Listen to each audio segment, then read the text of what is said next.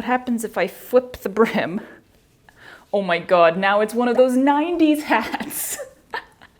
I'm surprised those haven't come back in style. All the 90s stuff is back. I'm sure that I've seen a rag rug of some sort before, but I had never really taken note of what it was until I started following Swanson's, which is the fabric thrift store in, I want to say Massachusetts, I'm pretty sure. Catherine, who runs that store, does Braided Rag Rugs and teaches classes and stuff on it and everything. And the idea just sort of percolated in the back of my head because I don't need a rug.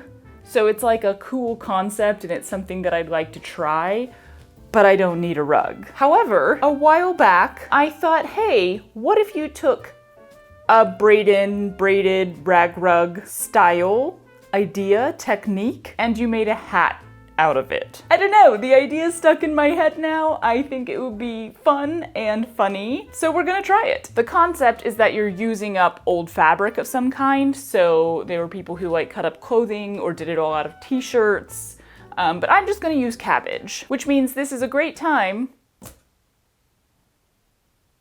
He's not really in the shot. Which means this is a really great time to go through the whale. We're gonna have to get rid of his cute little tongue. That was completely coincidental, but it's so adorable. So I like to keep all of my cabbage separated out by size, basically big, medium, and small. But I'm also kind of lazy in the moment, and I don't really like immediately having to separate everything when I finish a project. So the whale is where it all gets dumped. Oh, look! Matchy matchy. And then once the whale is full, I can go through, separate everything into its proper places, and go back to dumping stuff in him.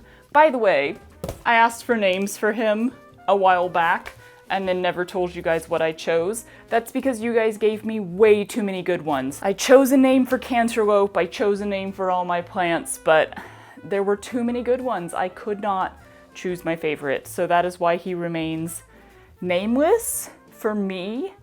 For you, you can call him whatever amazing name you came up with. So for starters, I'm gonna separate everything into knit or stretch materials and then woven, like cotton kind of stuff. It doesn't have to be cotton, but stuff that you could like patchwork with pretty easily.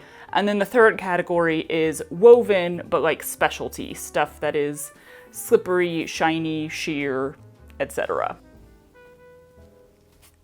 Hello.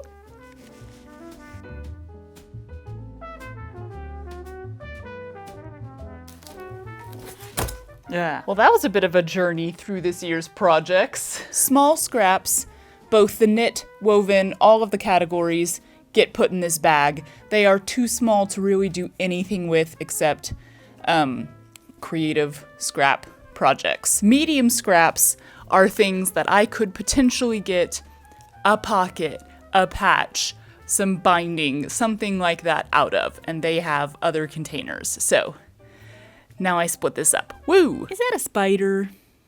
It's a spider. Hello, sir.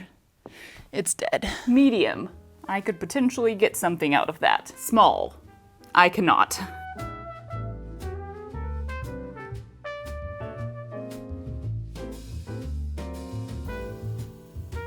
So then medium stretch scraps go in here.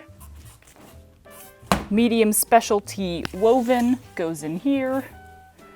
Stay in there. The small scrap bag goes back in here. And the medium woven patchworky style stuff goes in here, separated by color. And the whale can go back in his spot, ready to be used again.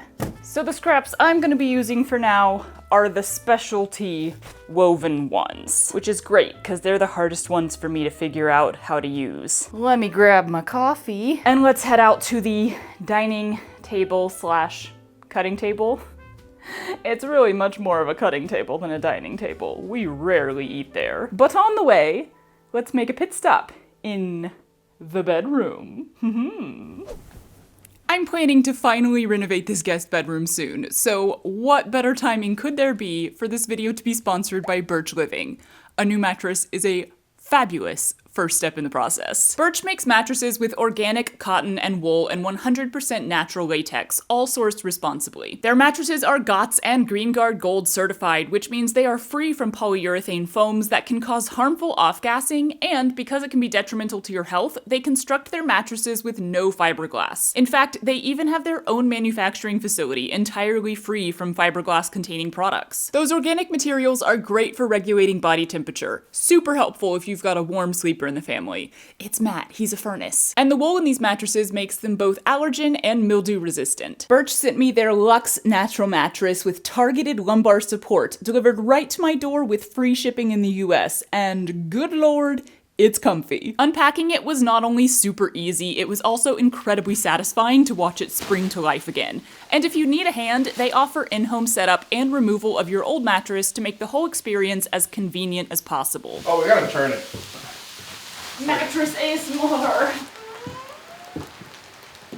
Link is loving the new mattress, and we're also hearing great things from our guests, aka my in-laws, when they come to stay. I'm not much of a napper, but Birch is making it really hard to resist. Each Birch mattress comes with a 100-night sleep trial and a 25-year warranty, so if you've been looking to upgrade your bed, now is the time to check out Birch Living. They are offering my viewers an exclusive discount this month. 27% off your mattress purchase, along with 2 free pillows. Use the promo code BirchPartner27 to take advantage of this special discount and act fast. It only lasts until the end of the month. What you up to? That's promo code BirchPartner27 for 27% off your mattress purchase plus 2 free pillows. Thanks so much to Birch Living for sponsoring this video. Now onward to the cutting table. Okay, so the first method I want to try, I wouldn't necessarily call the easiest because from what I saw, all of these are pretty easy things to do. Like, it looks like a very nice, simple craft. I'd call it like the most basic because it's just your regular 3-strand braid. You make it however long you need to make it, and then you sew the braid together. I'm gonna start with this because it feels like having one thin, long braid that I'm personally sewing together would allow me to actually craft the shape of a hat. But basically for all of these things, whether you're using woven or stretch material, no matter what braiding style you're doing, you just kind of cut out matching strips. I'm gonna do 1-inch strips because I want this to be a pretty small, tight braid, but some people were doing 2-inch, possibly even 3-inch for bigger rugs. And then you literally just braid it. You're kind of turning the edges inside as you go so that you're hopefully not gonna have any fraying or anything. But like, that's it, you just braid. Oh Lord, there's a lot of stuff in here. Hey look, there's some random embroidery. I don't really want black, although I have enough black and white in here that I think I could do an entire thing out of black and white, which would be kind of cool, but you know we're gonna go with color. I can't help it. All right, so that's all the like fun colors. I'm just gonna start laying stuff out and then cutting as long of a strip as possible, 1 inch wide. 1 inch? Should I do 2 inches? 1 inch is pretty small. But see, that's a little over 2 inches. And that's too much.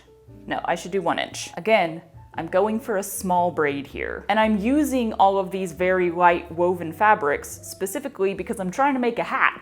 So a lot of these rugs are made with stretch materials, with knit materials, which is great for a nice, heavy, solid rug. But I think that would weigh so much, even just in small hat form. It would probably be very heavy and very floppy.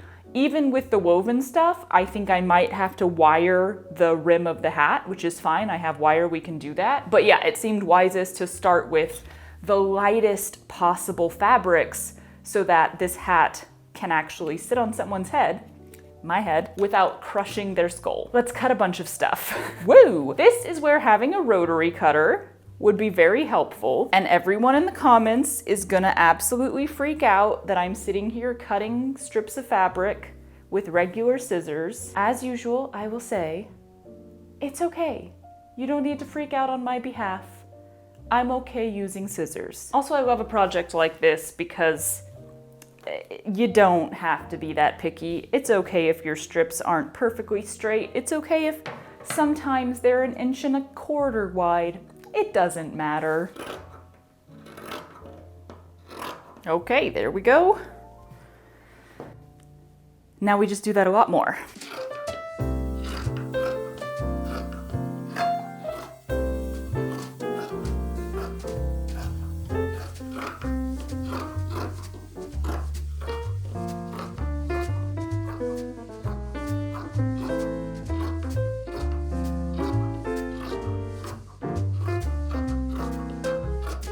Glasses are probably white sheets. All right, so I probably will need more eventually. I don't really know, but this is a decent pile to start with, and it's so bright and colorful, yay! I went ahead and got 3 to start with, and then you can like knot them together at the top, I think. You can just like hand stitch a few things in them. You're just getting them to stick together. I just went and ran it through the sewing machine really fast. And I went ahead and sort of folded in the sides while I sewed through it, because again, that's kind of what you're trying to do as you braid, just so that you don't have a lot of like loose fraying ends sticking out. So then you just want to secure that with some tape or something heavy. I got a tea container full of, I don't know, something very heavy. What's in here? Money! I got a jar full of change and stamps.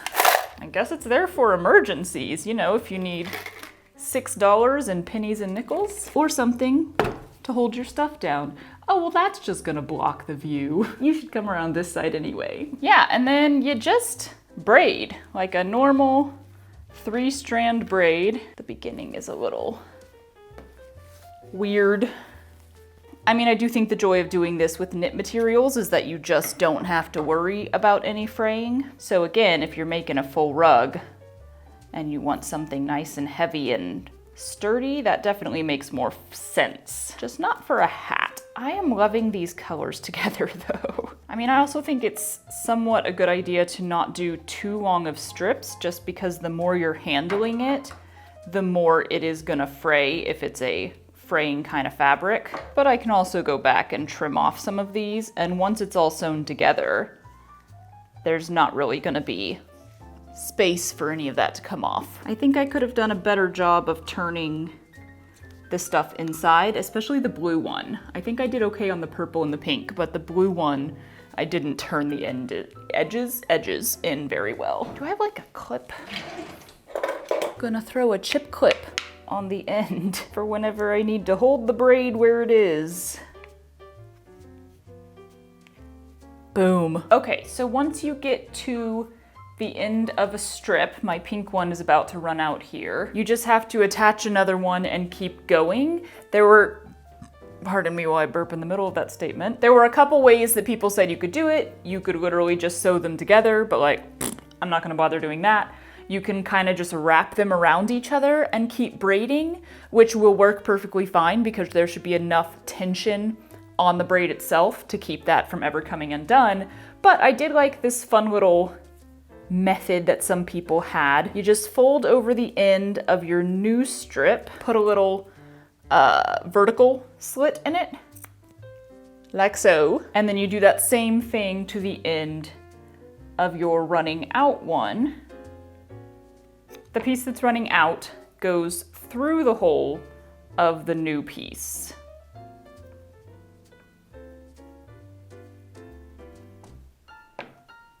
Like so. And then you take the end, like the other end of the new piece, and go through the hole of the old piece. They create this little tension thing, shoink. And there's absolutely no way that they can come undone. Boink, boink, boink. And then we just keep braiding. So, fun stuff. I'm not sure why, but I find braiding to be a very like methodical, peaceful activity. I've done some fabric braiding before. I think it was when I was doing like a mystery box challenge with my sister. And I don't know, yeah, I just got in the mood and I turned all of the leftover scraps of fabric into this incredibly long braid and then didn't really know what to do with it. Just kind of used it as an accessory. But like braiding in general, I guess, is just kind of relaxing. It's nice on hair too, only not nice on my own hair because my arms fall asleep when I try to braid my own hair. And I don't have anyone else's hair to braid. That is something I miss back in college and kind of before college when I wanted to be like a hair and makeup artist. Braiding was my specialty.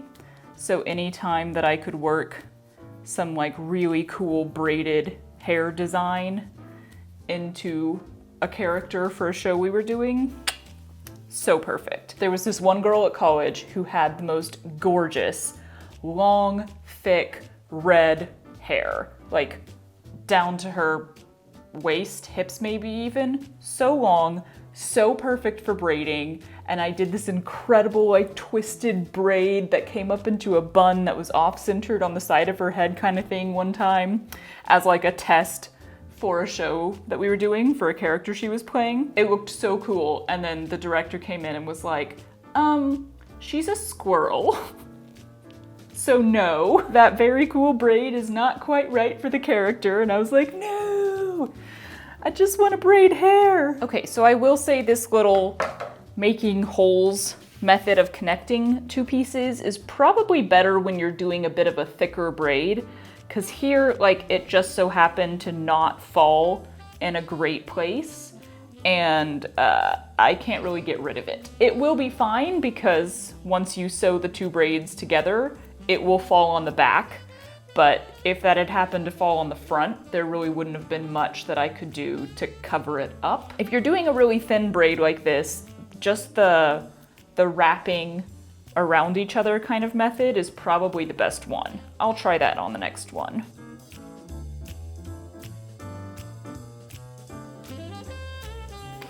Moving up. Yeah, so you just kind of wrap them around each other and you basically just want to be holding them really close to keep them together until you've actually braided it fully in, which I just failed at doing. Yeah, that's a smoother transition. I like that. Okay, and I have no idea how much I need or how long this is gonna take, so I don't know, check back in a few days. We'll see.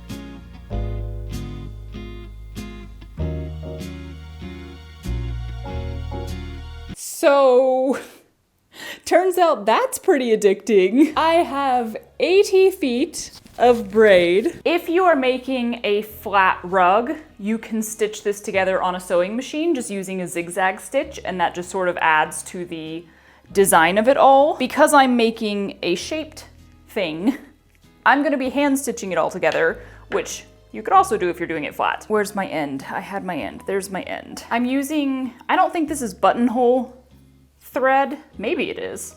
It's kind of a thicker thread, so I'm gonna use that just for like stability. And then I could just kind of wing it on the shape and keep trying it on over and over again. But also I could give myself a guide.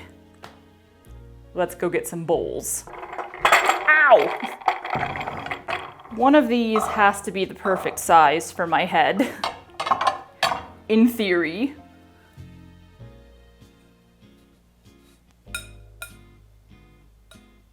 Too small, but not by much. The things we do while we're home alone. That's actually almost too big. But I'm trying to think, I don't wear hats much anymore, but like the hat needs to, it doesn't need to sit on your head from up here. It can be like this, but the rim of it needs to actually fit with your head. It does stretch a little bit, so I think I'd want to make it a little bit smaller and be able to kind of like pull it on kind of thing. So it stays, yeah?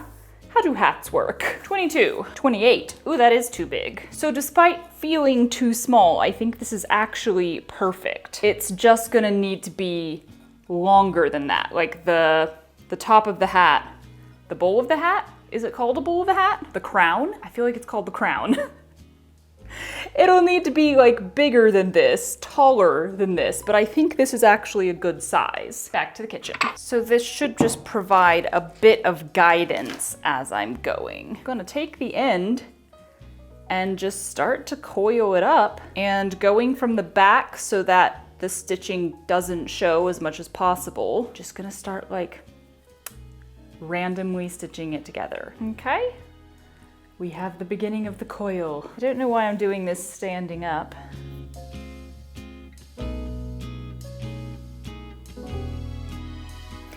Okay, I just stood here completely silently sewing for like 10 minutes. This is what was happening with the braiding too. I didn't even mean to come in here and start braiding on the first day. I was like, okay, I'm done, I'm gonna go edit. And then I just like walked by and was like, I'ma just do this a little bit more. And then I stood there for 30 minutes. It's weirdly addicting. Break out the TV again. I'm gonna be here for a while. I think this will take a few days.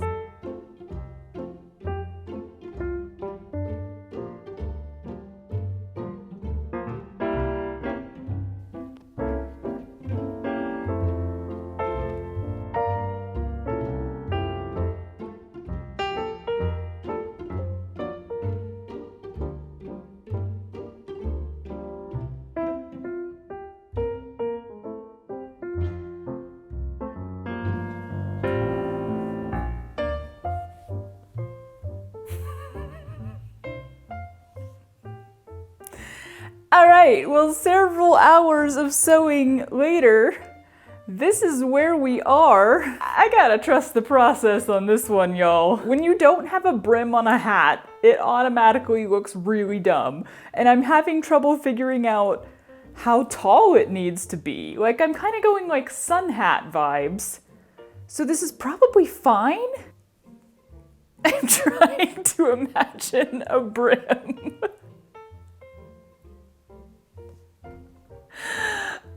Also, it's late and I've just been peacefully sewing here because Matt's been gone all day and I think I should stop and go to bed or something. I think this is fine. I don't really know anymore.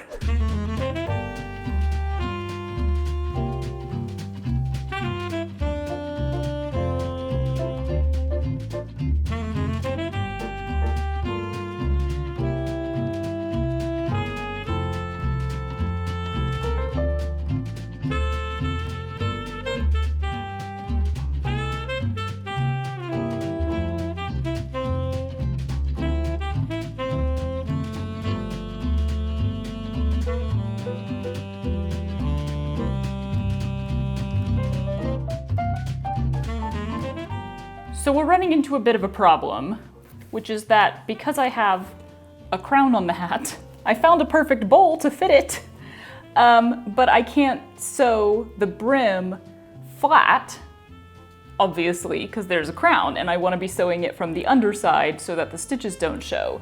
But this means